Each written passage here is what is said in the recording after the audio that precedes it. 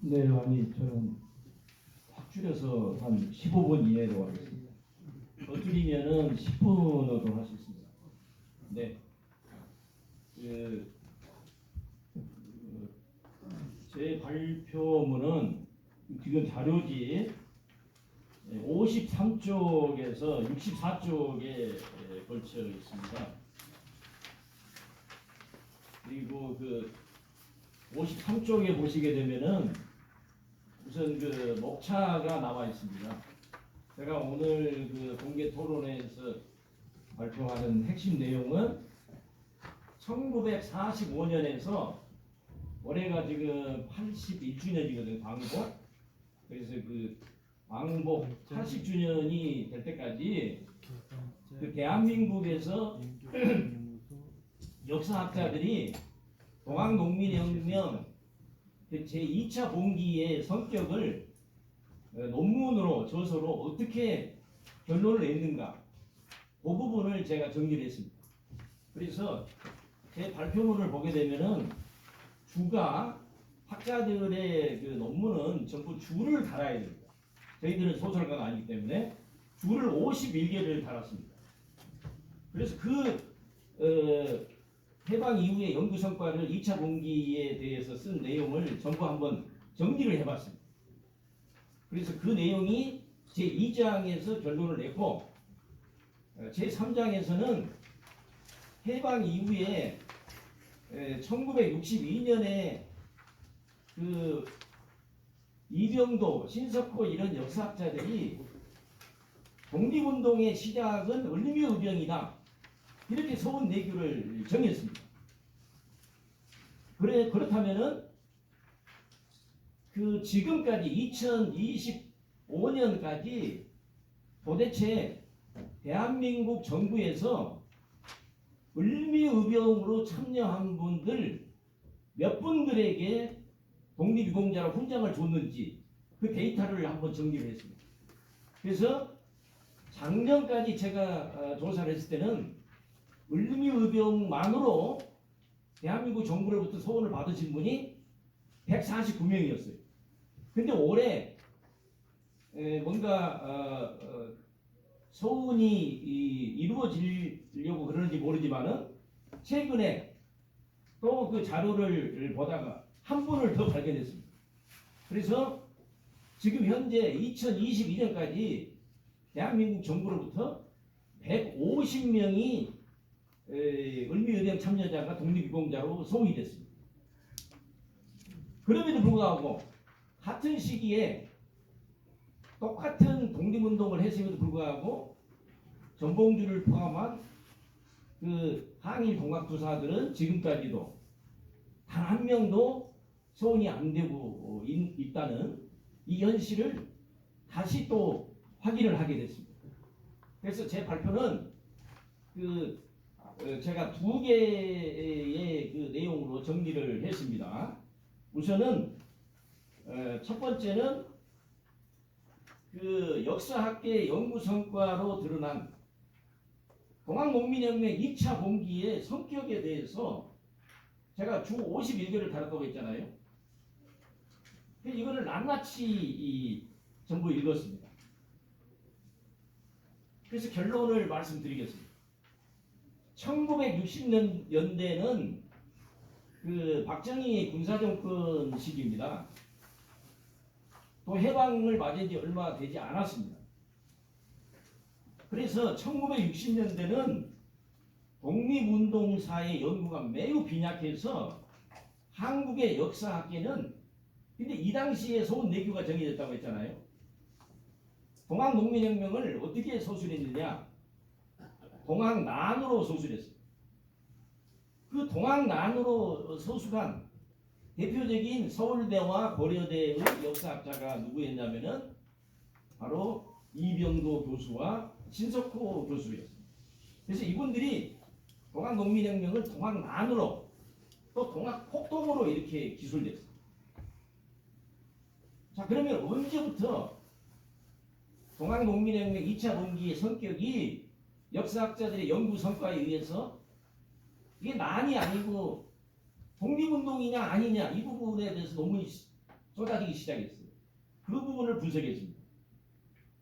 1970년대부터 2020년까지 한국의 역사학자들은 동학농민혁명 2차 봉기를 다음과 같이 깔끔하게 정리했습니다.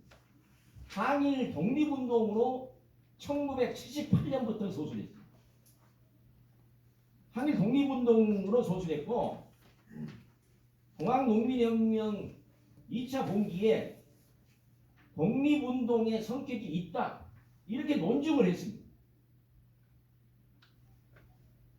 우리 역사학자들의 연구 성과가 그러면은 국가보훈부의 서울 내규에도 반영이 돼서 이게 국가보훈부가 제대로 작동이 되는 국가기관이었다면은 100주년 그 무렵 이전에 2차 봉기 참여자들은 전봉준이나 최시영은 소원이 됐어야 됐어요. 그런데 보훈부의 공무원들과 또 보훈부 산하에 독립유공자 소원 공적심사위원회가 있습니다. 이분들이 역사학계 연구 성과를 받아서 소원 내규를 을미의병에서 갑오의병과 동학농민혁명 제2차 봉기에서 독립운동이 시작됐다. 그래서 소원을 했으면은 지금 5차례 걸치는 국회 학술토론회가 있을 필요가 없었습니다. 그래서 저는 역사 독립운동사를 전공한 역사학자로서 우리 대한민국의 이 현실에 대해서 참으로 해탄을 금할 수가 없습니다. 그러면서도 저는 선배 역사학자들 제54쪽에서부터 시작해서 아까 얘기했던 64쪽까지 제가 후배 역사학자로서 이 돌아가신 동학농민혁명 2차 봉기의 역사적 성격에 대해서 분석하신 제가 존경하는 국민대 조동걸 교수를부터 시작해서 제가 낱낱이 다 논문을 밝혔습니다. 서울대 한우근 교수, 지금 생존해 계신 신용화 서울대 사회학과 교수, 정창렬, 안병욱, 박찬승, 우리 옆에 계시는 신영호 교수님, 배항석 교수님, 유영익, 조경달, 이 제1역사학자, 홍영기, 김희곤, 그 다음에 이번 그 공개토론의 자장을 맡고 있는 김용달 교수님, 또 일본의 연구자 아카지카 아키라 교수, 이노우의 가스오 교수의 연구 성과를 제가 다 정리를 했습니다. 그래서 그 결론은 제가 계속 말씀을 드리고 있습니다. 동학농민혁명은 60년대에 동학난에서 1978년 조동걸 교수의 제일 처음으로 나오는 동학농민혁명 2차 봉기는 항일 독립운동이고 독립운동의 성격이 있다. 이 내용이 2025년까지 지금 지속되게 일관되고 있습니다. 그래서 그 내용이 역사학자들은 소설가가 아닙니다. 자료가 없으면 쓰지 않아요. 그래서 역사학계 연구 성과는 대학 개설서에 반영이 됐습니다. 제가 그 반영된 책을 하나 가져왔습니다. 바로 이 책입니다. 이 대학교에서 그 대학생들이 독립운동사를 수업을 하나를 들어야 되겠다. 그럼 한국 독립운동사 강의라는 책이 있어요. 이게 98년에 만들어져서 지금도 나오고 있습니다. 여기에 이미 제가 한번 읽어드리겠습니다. 1894년 갑오의병과 동학농민전쟁 2차 봉기에서 한국 독립운동이 시작되었다. 이렇게 기술되어 있습니다. 이름에도 불구하고 보훈부는 전혀 62년에 만든 그 내규를 전혀 고칠 생각이 저는 없는 것을 봅니다. 그 다음에 그 대학에서 계시는 역사학자들의 그 학술 논문 저서를 바탕으로 해서 중학교, 고등학교 교과서가 기술돼서 우리 5천만 우리 국민들에게 가르치고 있습니다. 그러면은 1980년 고등학교 국사교과서에서 2025년 구종 고등학교 한국사 교과서까지 45년 동안 2차 동학농민운동을 일본군을 몰아내려고 한 항일투쟁 독립운동으로 기술하여 가르쳐 왔습니다. 제가 그 증거를 보여드리겠습니다. 이 교과서입니다. 고등학교 한국사 교과서. 지금도 미래의 교과서가 부정교과서에 들어가 있습니다. 이 교과서 196쪽 다음과 같이 기록되어 있습니다. 196쪽에 2차 동학농민 운동은 항일 구국투쟁을 전개한 운동이었다. 이렇게 쓰고 있습니다. 항일 구국투쟁, 침략자들을 몰아내기 위해서, 나라를 구하기 위해서 그 침략자 일본군을 몰아낸 투쟁을 항일 구국투쟁이라고 하는 겁니다. 그 항일 구국투쟁을 다른 말로 얘기하면 항일 독립운동이라고 얘기하는 겁니다. 이름에도 불구하고 독립보호를 맡고 있는 국가보훈부가 우리 5천만 우리 국민들이 다 배우고 있는 지금 젊은 기자들이 다 알고 있습니다. 그럼에도 불구하고 소원을 하지 않고 있다고 하는 것은 이것은 저는 용납해서는 안 된다고 봅니다. 그 다음에 마지막으로 연구성과 하나만 드리겠습니다. 일본의 역사학자들도 2차 동학농민혁명을 독립운동으로 인식하고 있습니다. 2007년 저서학에서 시작해서 2021년까지 제가 분석을 했습니다. 일본의 양심으로 평가받고 있는 일본 나라여자대학 나카츠카 아키라 교수 2차 동학농민혁명이 다음과 같이 논문과 저서에서 여러 번 강조했습니다. 돌아가실 때까지 작년 재작년에 돌아갔을 때까지 2차 동학농민혁명은 조선의 민족 독립운동이고 우리 조선의 독립운동이 뿐만 아니고 2차 동학농민혁명은 우리 동아시아 그 일본이 대만을 먹었습니다. 그 당시에 우리 조선을 식민지로 했고 만주를 식민지로 만들었잖아요. 2차 동학농민혁명은 우리나라의 독립운동일 뿐만 아니고 동아시아 민족 독립운동의 선구라고 여러 논문과 저서에서 주장했습니다. 제 자료지 58쪽에 나와 있습니다. 58쪽에 보시면은 아카테카 교수의 연구 성과를 정리를 했습니다. 일본의 역사학자들도 2차 동학농민혁명을 조선의 독립운동이라고 하는데 저는 질문하고 싶습니다. 무슨 연유로 국가보훈부는 2차 항일 동학농민혁명 참여자들에게 소원을 하지 않습니다. 저는 여기에 대해서 국가보훈을 맡고 있는 기관으로서 저는 답을 해야 된다고 봅니다. 그 다음에 두 번째 장에서 제가 분석한 내용 을미의병 소음과 동학농민혁명 2차 분기 참여자의 미소원을 비교 분석했습니다. 즉 자료집 보시면은 그 59쪽에 나와 있습니다. 한번 보십시오.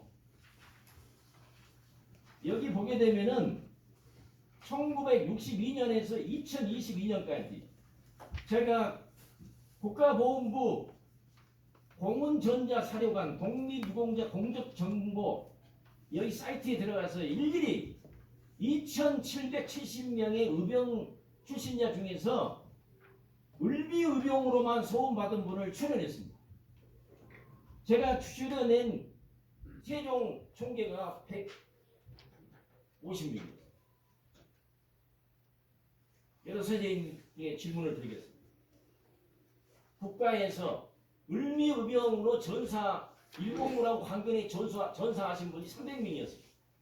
그런데 그 전사자의 2분의 1은 지금 을미의병 참여자들이 소원을 했습니다. 자 그렇다면 반대로 2차 항일 동학농민군들이 희생자의 숫자를 많게도 부르지만 최소로 줄였을 때 일본 학자들은 대체적으로 3만에서 5만 명이 죽었다고 보고 있습니다. 그런데 3만에서 5만 명이 일본군 스나이더 소총 기관총에 의해서 죽었음에도 불구하고 단 한 명도 국가보훈부는 소원을 하지 않고 있다는 것을 명명백백하게 알 수 있습니다. 그래서 저는 제 발표에서 마지막으로 그 1962년 독립운동사 연구가 빈약한 시기에 만들어진 그 서운 내규가 2026년 지금까지도 계속 서운 내규로 작동이 돼서 같은 시기에 일어난 이 역사학자들의 연구 성과가 상당히까지 있는데도 그걸 다 깡그리 무시하고 이 서운을 주지 않는 것은 저는 역사학자로서 직무유기를 하고 있다. 왜 64년이 지난 현재도 바꾸지 않고 있는지 저는 의문을 제기할 수밖에 없습니다. 그래서 그 을미의병 참여자의 서운과 비교해서 2차 동학농민혁명 참여자가 똑같이 나라를 위해서 목숨을 바쳤는데 그 형평성과 공정성 논란이 지속이 되고 있습니다. 저는 이 문제가 해결이 되지 않으면 계속해서 대한민국 정부가 있는 동안 이 문제는 계속해서 문제가 제기될 걸로 봅니다. 유족이 있는 2차 동학농민혁명 참여자는 동학농민혁명 기념재단이 제공한 자료에 의거하면 작년 재작년에 481명에 불과합니다. 국가 예산 소요도 매우 적습니다. 그런데도 소원을 하지 않고 있습니다. 국가보훈부가 동학농민혁명 2차 분기 참여자들에게 지난 10년이 넘도록 독립유공자로 소원을 하지 않았기에 최근에 유성엽 의원이 20대 국회에서 소원을 요구하는 법률을 만들었고 21대 국회가 만들었고 22대에서는 4개 법률안이 지금 법안 심사가 심사 중에 있습니다. 그래서 저는 역사학자로서 민의의 전당인 국회의 구성원인 국회의원들이 신속 법안 처리, 즉 패스트 트랙으로 국회 본회의에 직접 상정해 처리해 주기를 바랍니다. 제가 마지막으로 제가 좋아하는 중국의 춘추 전국 시대 삼비자가 다음과 같이 얘기했습니다. 한비자의 이 법과 사상을 반영해서 진시황제가 7나라를 통일했습니다. 한비자가 뭐라고 얘기했는가? 포상과 형벌이 분명하면 백성은 나라를 위해 목숨 바친다고 했습니다. 신상필벌이라고 했잖아요. 포상과 형벌이 분명하면은 백성들은 나라를 위해서 목숨을 바친다. 나라를 위해서 죽은 분에게는 반드시 보상을 해야 한다는 것. 항일 동학 농민군들은 침략자 일본군을 몰아내다가 나라를 위해서 죽지 않았습니까? 그래서 22대 국회가 이 동학 소원 문제를 바로잡아 주기를 바랍니다. 이상입니다.